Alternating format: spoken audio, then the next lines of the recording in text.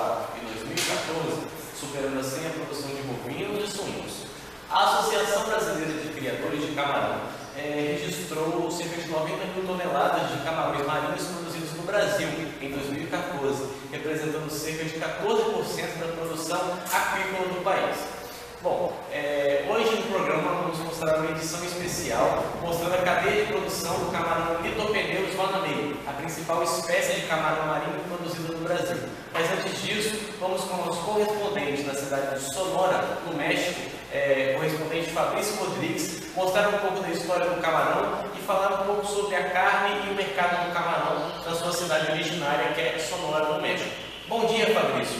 Conte-nos um pouco sobre o camarão Lithopeneus vanamei.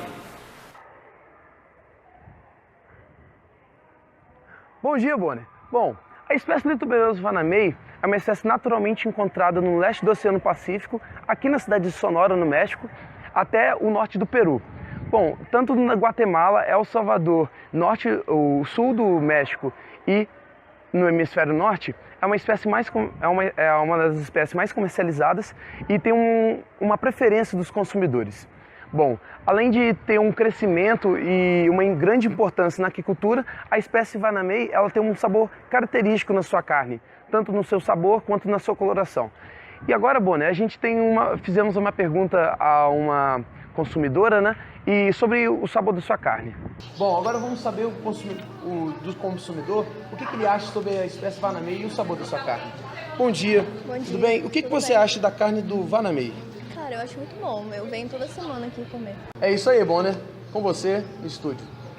Obrigado, Fabrício. Agora que já vimos sobre a origem do camarão, vamos começar a ver sua cadeia de produção, começando pela reprodução de camarões marinhos. Bom, semana passada eu visitei a produção de um amigo meu, o Pablo, em que demos ênfase na reprodução do camarão. Mas antes de entendermos a reprodução, é importante entendermos como funciona o dimorfismo sexual dos camarões. Aqui temos uma representação do camarão da espécie Lithopeneus vanamei. Produtores que já estão acostumados com a espécie, pelo tamanho, já sabem diferenciar se é macho ou fêmea, pois a fêmea é maior que o macho. Mas o dimorfismo sexual mais aceito é quando se vira o camarão com a parte ventral para cima e enxerga-se o primeiro par de pleópodos do camarão, onde se localiza o petasma, que é o órgão do macho que copula com a fêmea. E também se enxerga o quinto par de pereópodos, onde se encontra o télico, que é o receptáculo da fêmea, onde vai o espermatóforo. Reprodução. Para fazermos a reprodução, precisaremos montar o plantel de reprodutores. E esse plantel é dividido em 3 fases, a de engorda, intermediária e final. Na engorda, os animais são criados em viveiros comuns, sendo que eles são retirados com 14 a 16 gramas. Na fase intermediária, a densidade é diminuída de 25 camarões por metro quadrado para 2 camarões por metro quadrado. Assim, os camarões terão mais espaço para crescer e será possível ver quais os animais têm as melhores características para ser usados. Na fase intermediária, a densidade é diminuída de 25 camarões por metro quadrado para 2 camarões por metro quadrado. Assim, os camarões terão mais espaço para crescer e será possível ver quais animais têm as melhores características para serem usados como reprodutores. Esses animais são retirados com cerca de 25 gramas após 3 meses de cultivo. Já na fase final, o objetivo é proporcionar o crescimento final dos reprodutores, para que eles estejam em condições plenas de realizar a reprodução em laboratório, e já nessa fase a densidade adequada é de 0,5 camarões por metro quadrado. Esses animais iniciam a fase com 25 a 28 gramas e concluem quando atingem os pesos mínimos necessários para a reprodução, sendo que é menos que 30 gramas para machos e menor que 35 gramas para fêmeas. Na reprodução, existem técnicas que podem ser utilizadas para estimular a reprodução. A técnica mais utilizada é a inseminação artificial. Essa técnica se constitui na extração do espermatóforo do macho e na inserção no receptáculo seminal das fêmeas. Bom, agora que já vimos como funciona a reprodução do camarão, o nosso repórter Peterson está na Bahia para mostrar para nós como funciona a larvicultura do camarão branco do Pacífico. Bom dia, Peterson.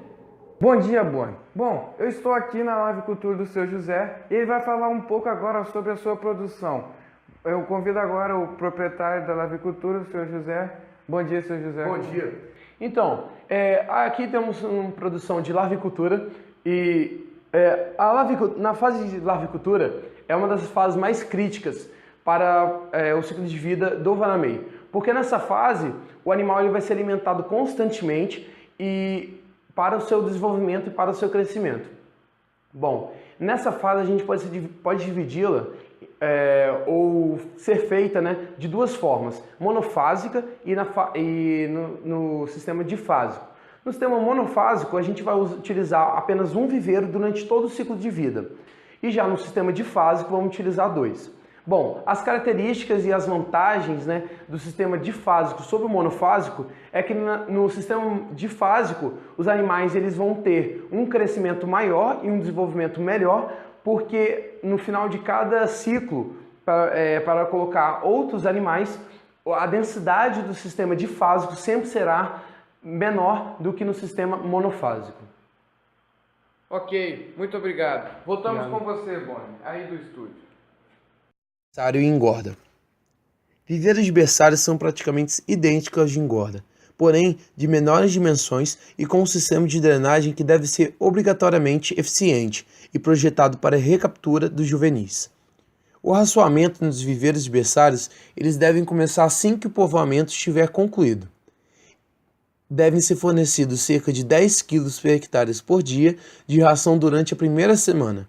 Depois, essa quantidade deve ser aumentada para 45 kg por hectare ao dia e mantida assim até quando os camarões estiverem prontos para ser transferidos para os viveiros de engorda, sendo que a ração deve ser fornecida 2 vezes no dia durante todo o período do ciclo. O ponto mais crítico da tecnologia dos viveiros berçários é justamente a transferência dos juvenis para os viveiros de engorda, um processo bastante estressante e sujeito a risco de mortalidade. Agora vamos mostrar um vídeo realizado por nossa produção mostrando a importância da qualidade de água para o cultivo de camarões marinhos. Qualidade de água. Existem 4 parâmetros que devem ser observados constantemente e controlados para se ter uma boa qualidade de água: temperatura, oxigênio dissolvido, pH e salinidade. Temperatura. Camarões são animais pseudotermos, ou seja, quanto maior for a temperatura, mais intensas serão suas atividades metabólicas. Por isso, a temperatura é um dos parâmetros mais importantes para o cultivo de camarões. A temperatura da água ela vai depender da temperatura atmosférica e da radiação solar, sendo que a maior parte da absorção dessas formas de energia se dá na superfície do viveiro. Durante todo o cultivo, apresenta uma temperatura entre 21 a 31 graus Celsius. Oxigênio dissolvido. O oxigênio é o mais vital dos elementos necessários para a vida dos camarões e de qualquer ser vivo aeróbico. Como esse oxigênio se dissolve na água, acaba encontrando pouco no ambiente aquático. Uma água com 25 partes por mil de salinidade e temperatura de 25 graus Celsius não contém mais que 7,2 mg de litro de oxigênio dissolvido, ou seja, 7,2 partes de oxigênio para 1 milhão de partes de água, sendo que no ar encontramos a quantidade de 20.000 vezes maior. A medida correta da quantidade desse oxigênio dissolvido será 70% acima da saturação, sendo que essa saturação é a pressão do oxigênio. pH. O pH significa potencial hidrogeniônico e seria uma medida de concentração de íons de hidrogênio na água. De forma simplificada, o pH vai medir a acidez da água, sendo mais recomendado para a espécie entre 7,5% a 8,5%, demonstrando uma certa resistência a pH alto. Salinidade. A salinidade é medida em partes de sal por 1000 partes de água, que equivale a gramas de sal por litro de água. O vanameio, mesmo sendo resistente à salinidade, recomenda-se uma salinidade de 12 a 16 partes por 1000. Agora vamos ver uma reportagem com um de nossos professores amigos do programa, o professor André Polese, formado em Engenharia de Aquicultura na Universidade de Massachusetts, Ohio. Ele vai explicar um pouco para nós sobre os cultivos mais recentes, tecnologias novas que estão começando a ser implementadas no cultivo de camarão branco do Pacífico. Aí com vocês, professor André Polese. Bom, os cultivos alternativos para camarão marinho seriam os cultivos com salinidade baixa, e também os cultivos com bioflocos. Bem, os de salinidade baixa, devido àquela característica que o camarão tem de ficar em águas estuarinas, ou seja, com pouca salinidade, também é uma característica para ser utilizado no cultivo, visto que poderia você comercializar e produzir o camarão marinho para dentro do Brasil, ou seja, longe do litoral. Então, foi-se criada essa técnica. Daí, então, começou, né, a se fazer estudos e tal, e utilizar o camarão marinho. Mas existe um problema. O que seria esse problema? O camarão, em seu corpo, ele possui uma certa quantidade de sais. E quando ele vai para a água doce, ele perde essa concentração de sais no seu corpo, que vai para a própria água. Então, isso gera um problema dentro do seu corpo. Então, com o tempo, foram feitas rações para que seja depositadas novamente e seja concentrado também esses sais.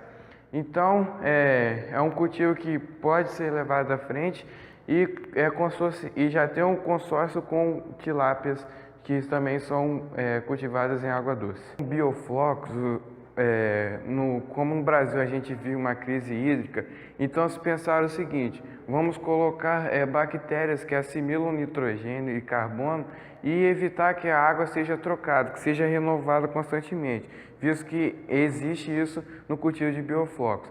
Então, com o tempo é adicionado bactérias, que essas bactérias vão produzir colônias e se reproduzir. Daí então, com o excremento dos camarões, que é a amônia, as bactérias assimilam o nitrogênio e também assimilam o carbono, que é adicionado pelos próprios produtores. Daí então a bactéria começa a crescer, aumentando seu tamanho. Então os camarões, eles têm a capacidade de se alimentar dessas bactérias. E com isso acabam que